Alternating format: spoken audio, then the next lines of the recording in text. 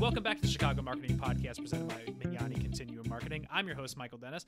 We are welcoming back one of our favorite guests here into the studio today, Taylor Gaines, the CEO of TNT Media. Welcome back, Taylor. Thanks, Michael. That's so sweet. I'm so excited to be back. And, you know, this is, I would say, my favorite podcast. So I'm excited that's to be... a ringing endorsement, considering there's 30,000 podcasts in the world. So I'm excited to be featured again. So excited to be here to be talking about my event series. So thank you. No problem. Thank you. I think the episode that we had with you earlier on this year was one of our best and most informative episodes of the year. I think you're a great and natural guest. And we had a whole lot of downloads and a lot of great feedback. So it's a pleasure on my end to have you back. Taylor is here to talk about the relaunch of her event series powered by social media. It's been on a little bit of a hiatus, but they have a new event. It's going to be next Thursday, October 19th, here in downtown Chicago at the CoGen Co-Networking location. Taylor, can you tell us a little bit about going on hiatus with your networking series and why is it coming back? Yeah, so I'll kind of backtrack a bit to tell you why I started and then kind of why I went on hiatus for a few months. So I started the event series under the pretense of everything is powered by social media. And through, talking to clients and prospective clients and just I really realized there's such a huge gap still in education for those to understand, social media isn't search marketing. Social media isn't branding. Social media isn't PR. There's all these things that social media isn't, but there's a lot of overlap into what social media is because social media can influence your branding. It can influence your PR. It can influence your search marketing. So there's all these overlaps that social media crosses into, and there's all these relationships that social media has to the other areas of marketing. And, unless you're really into digital media and you're really kind of in it, you don't really understand what those terminologies, mean or how the crossover works, nor should you. That's our job. That's our job to inform you. Exactly. And so, through that, I really realized there's a huge, gap of education. So I wanted to start something that I could,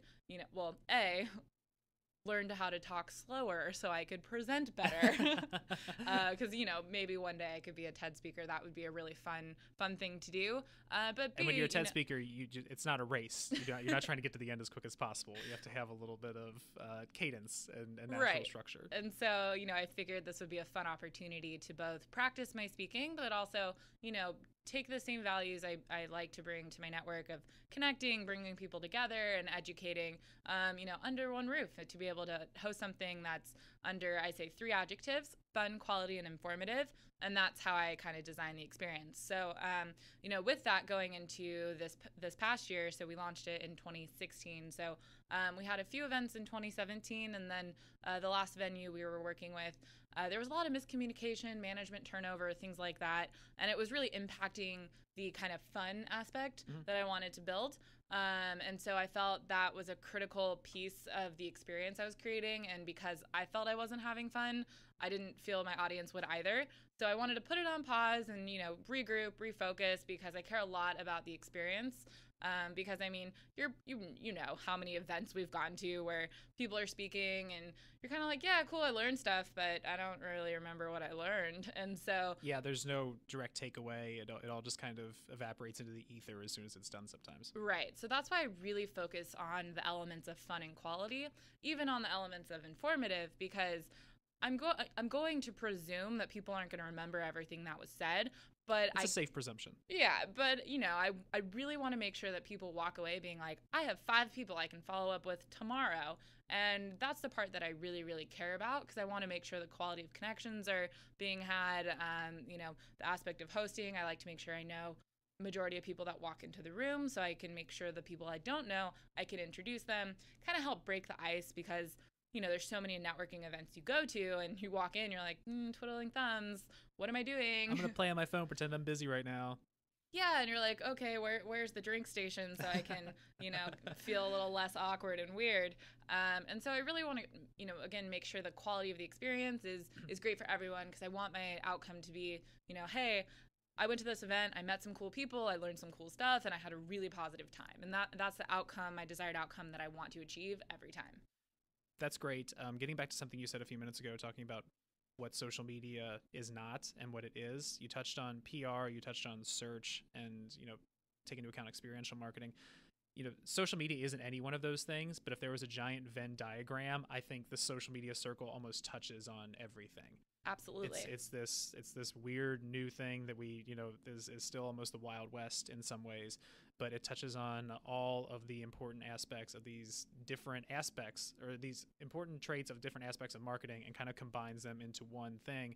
And our goal as marketers, especially working in social media and digital media, is to combine all of those and make it a seamless experience.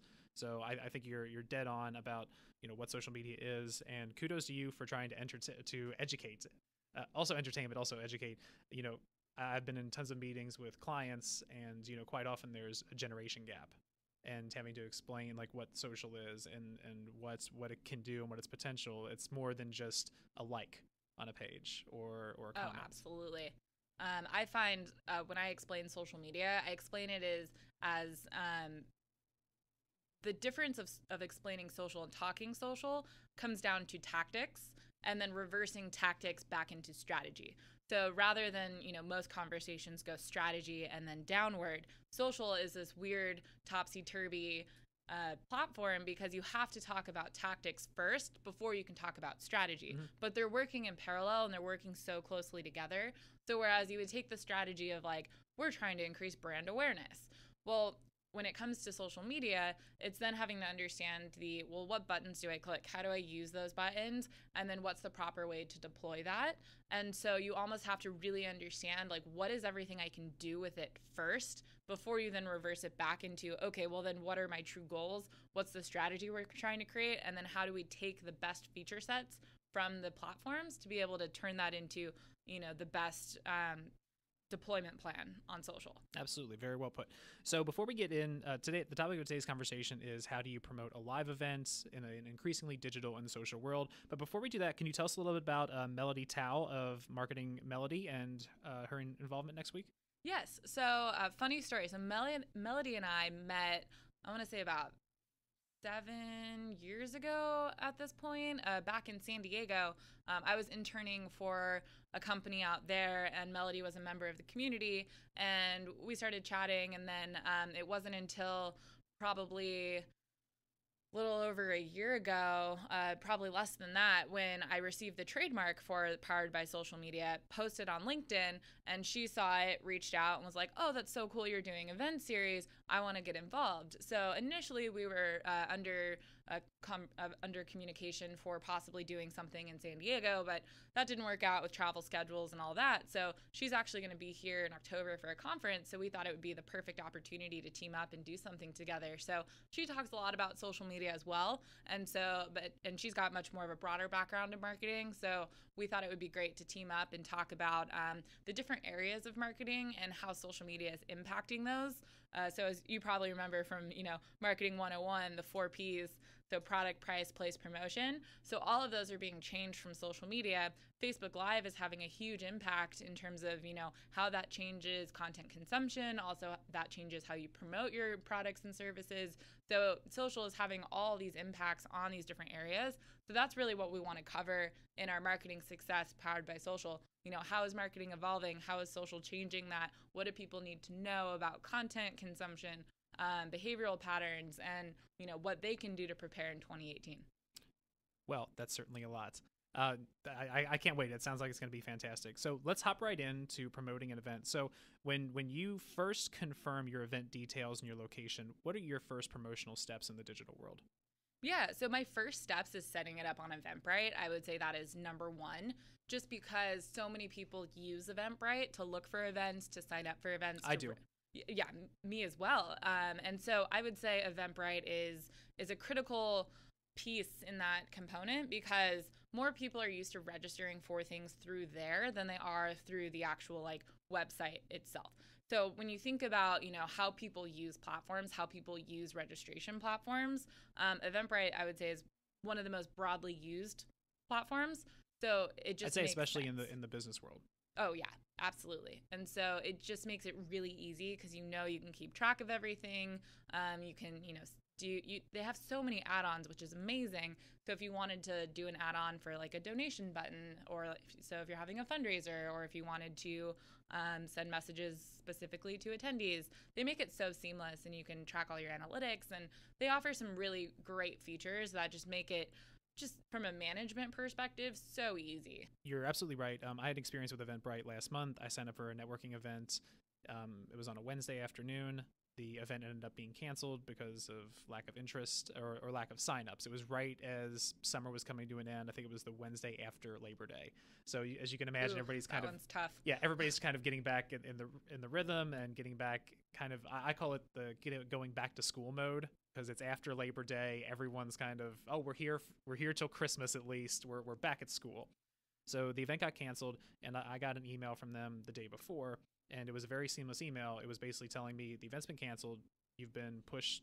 Your ticket is still good on the 18th, or I think it's on the 18th of October. The next one, if not, there's one in November that we can push you forward as well.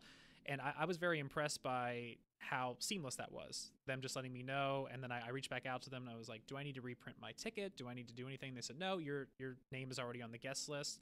So I was really impressed. So I can imagine, as a promoter, having that accessibility and having that ease of connectivity with your guests is a huge weight off your shoulders. Oh, absolutely. And then even little things like I've had some people who weren't able to make it last minute, and they emailed me asking if, requesting refund, which I totally understand.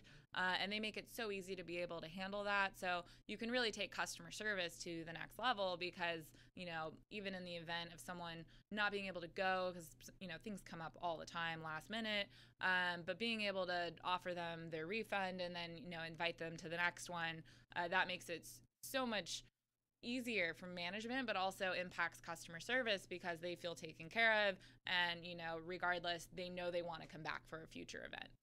Yes, that the personal experience nowadays is really the most important thing, and providing a great customer experience to your guests and to the people you're partnering with and involved with, it's only going to make them want to come back for more. Absolutely. So we have our Eventbrite event set up. So now what are your next steps? Mm-hmm. What platforms are you going to? What are you using to get your message out to the masses? Yeah, great question. So the next steps from there is I always turn to social media, because that's the quickest way to get the word out. And I personally turn to my personal channels and my personal network, because as a boutique agency, my agency doesn't really have the influence that I have as a person. And so that's someday, hopefully, hopefully, Gary Vee, if you're listening, I want to be you. But anyways, when you look at promoting something, where I see oftentimes brands fall short is they look to use their brand influence, but they may not have that influence yet. So especially when it comes to hosting an event. So it's really looking at, where does your power come from getting people to drive to action? And it also is very different by industry as well. So depending on who you are, depending on where you are, there's going to be different, criteria, different factors that go into play. In my particular case, because I'm in a services-based business, it's always going to come from me, just because people know me. They know, what I'm creating, or they've been, they've attended something before. So even though it's, I quote unquote, produced by TNT, because I'm the moderator and the host, people want to hear it from me personally. Mm-hmm. So it has that personal touch of like, hey, Michael, I invited you. And you're like, sweet, I got invited. Versus, oh, you've been invited by a corporation. Mm-hmm. And, then it feels a little less personal. So that's where I always say, like, even if you're a corporation, have a community manager that sends out the invites, just to add that personal touch. Mm-hmm. And like you said, take an inventory of what you have, and whatever your most powerful kind of platform is and most personal, use that to get in touch with people. Mm-hmm. It may not necessarily be your brand. It may be your personal brand to get that message out there. Absolutely. And never rely on just one channel. So for example, after creating the Eventbrite page, I set up a Facebook event. And so I purposely did it from my personal account versus a business account, but that also elicits two different rules. And so from a personal account, I can't add like, go get tickets here. So the best I can do is do a post within the event page and say like, hey, don't forget to RSVP. But I can invite my friends and my network to join. Versus a business page, I can set up an event, add a link to get tickets, which offers a whole different set of value. And then I could then invite, people from my personal network as well, but I still have to, the action of inviting still comes from my personal account. So again, it depends on who you are, where you are, and what you want to do. In my case, just setting it up as a normal Facebook event worked just fine. But then I still have to make sure I post on LinkedIn on my personal page. I still have to make sure I send out text messages, emails, because you may get invited on Facebook, but then you may, forget to see the notification or it doesn't pop up. And then, you may get a text from me and then be like, oh yeah, cool, I need to register for that. So it's just a matter of like cultivating the network and just making sure you're staying on top of them and, keeping track of who's available and who isn't. Absolutely. And all those fun things that go into it. Are there any particular LinkedIn or Facebook groups that you're a member of that you then go post invites to? Yeah, so ironically, we're newly managing the social media for River North Business Association, and so being a Chicago-based industry with tons of members, and being an awesome organization, as a member, we have the ability to be able to post events. So ironically, I'm in the fortunate situation where I can also post to the private group we created specifically for members to get more interest and excitement that way. But I'm still leveraging, Facebook Messenger. It's pretty much, kind of like the aspect of taking inventory, but it's looking at what are all the tools available to me for promotion and being able to promote that way. Some of the other groups I'm involved in are a little too broad and not location specific enough where it really makes sense to post. Yeah, you couldn't post this invite to a Midwest message board or something nationwide. Right. And, you can probably research and find those groups. I probably should do that. But, again, I feel like just leveraging my immediate network, I think is more powerful because I know that they'll spread the word as well. And so, like I said kind of earlier, the 20% of people that walk in that I don't know, I'm able to be like, hi, who are you? What do you do? Who can I introduce you to? And make that connection, walk away and take care of the next person. Awesome. Fantastic. Do you ever promote on Reddit or any other alternative boards? I don't. I haven't either. I'm not a It kind of huge requires fan. its own commitments. Reddit's very much for the developer audience. There's a lot of humor and stuff on there as well, and a lot of like news stories and trends, but I just particularly am not a huge fan of Reddit just because their user experience it just looks like it's really sloppy developer platform. Yes. And I'm a fan of Reddit, but that's only when I want to read recaps of like reality TV or something I just watched. I'm curious as to what the conversation is and see some funny things, but that's really the extent of my Reddit activity. Yeah, I usually use like 9gag or BuzzFeed or Bored Panda. Yes, I'm a Bored Panda fan getting as well. my daily dose of humor for those things. Let me get back to, you talked about getting your message out across multiple different platforms and, maintaining that steady message leading up to the event. Do you use any scheduling platforms like Hootsuite? Do you schedule directly into Facebook? Do you do it all at once so that your message is going out? Or walk me through that process a little bit. Yeah, that is a great question. And I have a variety of tools I lean on for to be able to manage more efficiently and to be able to kind of, curate different messages. And so one tool that I use daily that I'm obsessed with is called Mixmax, Mixmax. Okay. It's an integration with your Gmail. And so what you can do with it, so Google registers that as a like 1-for-1, but I'm still able to set up like quote unquote email blasts and sequences where I can personalize it, tailor it, and then send it to you, but it will show up to your inbox versus your promo, social, or update tab. Ooh, awesome. It is amazing. The only caveat is you're abiding by Google's daily sending rules because they look at it as an integration with your email and not as a third party. So when you're dealing with like a MailChimp or a Constant Contact, they register that as a third party. However, you're not abiding by any kind of limit. So therefore, if you have a list of, 10,000 people, you want to use a MailChimp or a Constant Contact because there's almost no way to sequence that out where you would stay under the radar for Google. So you don't get flagged as spam or blacklisted or whatever. So that's one of the caveats to know there, but it's great when you're just dealing with a local community and a local network, as I can send out, over a 3-day period, send out, 250 emails a day, and I'm not hitting any kind of limit, and I'm still able to personalize it and tailor it and track everything, which is great. I'm also and also, like you said, you're in their inbox, not in the promotions folder, Correct. Which I think makes all the difference. I personally would rather send out 250 per day and be in their inbox than send out 10,000 a day and be on the third tab at the very end. Absolutely. And my open rates are like 89 and 90% because of that. And the other benefit, congratulations. thanks. And the other benefit is you're able to do sequencing. So for example, if I send you an email and then you don't open it, I can have it auto send you a second email in 5 days because it knows you didn't open it. And so what I could do there is maybe change the subject line. Mm-hmm. So, if I know you didn't read the email, I know you don't care about what's in the context. So I could change So you can change the subject line to, I know you didn't read my last email.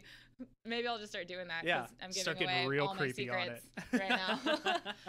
Yeah, I've got some friends who know that I obviously use this tool, so they joke around with me and they're always like, am I in a sequence or is this really to me? And I'm like, maybe you are, maybe you aren't. Maybe you're in the sequence because I care for you so much that I thought to put you in the sequence. Yeah, I mean, I could do deeper personalization. Sometimes I do it specifically for the ones that make fun of me, just to be like, yes, you're in my sequence, but also I'm personalizing this for you. But it's a great way too, because if you're sending out an invite, you're not going to write the same thing every time.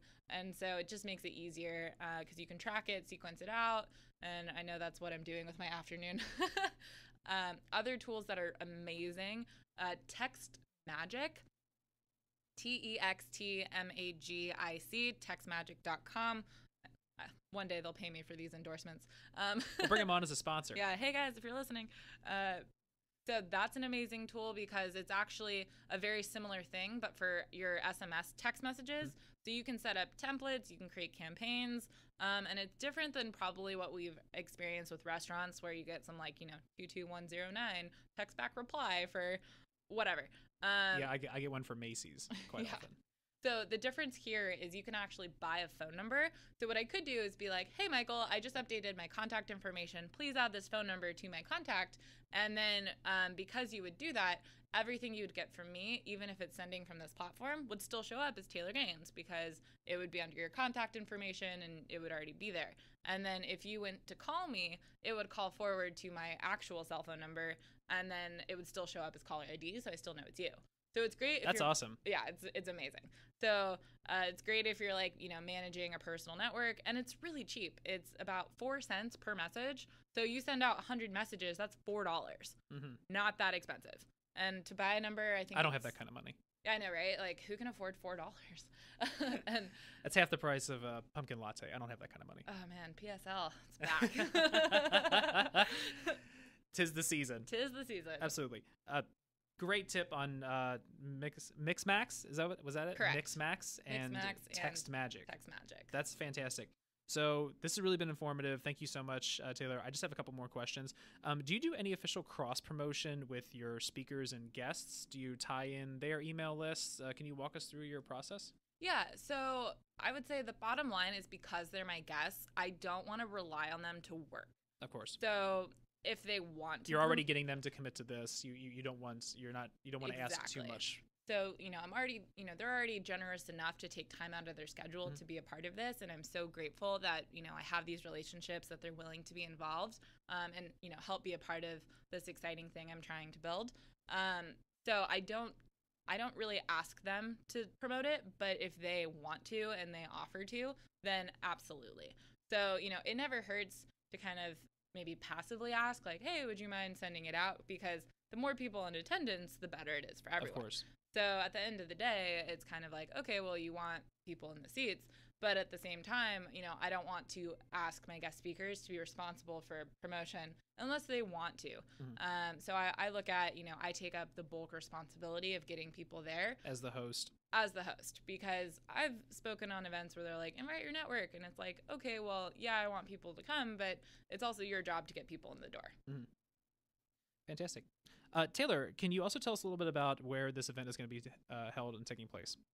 Yeah, so October 19th, 5 to 9 p.m. I know that sounds like a lot, but what we've done is we've expanded the social hour from 6 to 7 to 5 to 7. I know that's a really important part of the night. Everyone loves to network talk. There will be some drinks available and some light appetizers. So we encourage people to be social offline in addition to being social online. Exactly. We'll provide a link to the Eventbrite in the About section of this podcast too for everybody at home. Perfect. Yeah, and I'm super excited too for this new venue that we're partnering with. My friend is launching a co-working space in the South Loop called CoGen. The premise being co-generational, to be able to have your business, expand in a location, kind of work with different generations. So there's a few different nuances to the meaning. So, whether you're a little bit older, whether you're younger, just starting out, the premise being is it should be co-generational. There should be an environment where you've got everyone intermingling, promoting diversity, promoting different backgrounds. So I'm super excited for the launch of her space. This is the first one. I know she's already got plans to roll out more nationally.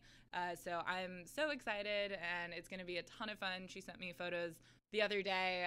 They're actually just launching it on the 19th as well.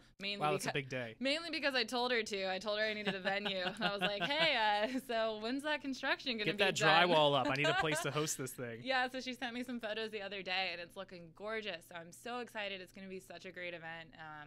I'm super excited for this relaunch, and then can't wait for 2018 as well. Absolutely. Well, Taylor, thank you so much for stopping by and giving us all a little bit of insight into how you promote a actual live event in an increasingly digital world. I know I'm going to leave this and go check out Mixmax and TextMagic right away. So, thank you so much for doing this. Once again, to recap, our guest today was Taylor Gaines, CEO of TNT Digital Media. And next Thursday, October 19th, is going to be the relaunch of her event series powered by social media. And this event's going to be featuring Melody Tao of Marketing Melody. It's going to be nearly a 4-hour event with networking and then some great speakers and takeaways and then more additional networking. So if you're in Chicago and involved in marketing and digital marketing any way whatsoever, this is going to be a fantastic opportunity for you. I will be there, so I'm looking forward to seeing you and meeting everybody else. So for my MIA co-host, Miss Elena Van Hall, I'm Michael Dennis. Every episode of the Chicago Marketing Podcast is powered by Magnani Continuum Marketing. Head on over to Magnani.com. That's MAGNANI.com to check it out. And if you want to meet the voice of the podcast, Michael Dennis, this would be a great opportunity to not only, you listen to him every week, so come meet him in person. And the one person I think who does listen every week is my mom, Susan Dennis. So, invite your mom. But if anybody else wants to stop on by and chat pod or anything else, I'll be happy to do that as well. So, Taylor, thank you so much for coming by. Let's definitely do this again soon. Absolutely. Love to. Absolutely. And anyone else out there, please remember to hit that subscribe button. We have a fresh episode of the Chicago Marketing Podcast dropping every single Friday. Thank you very much. Have a great day.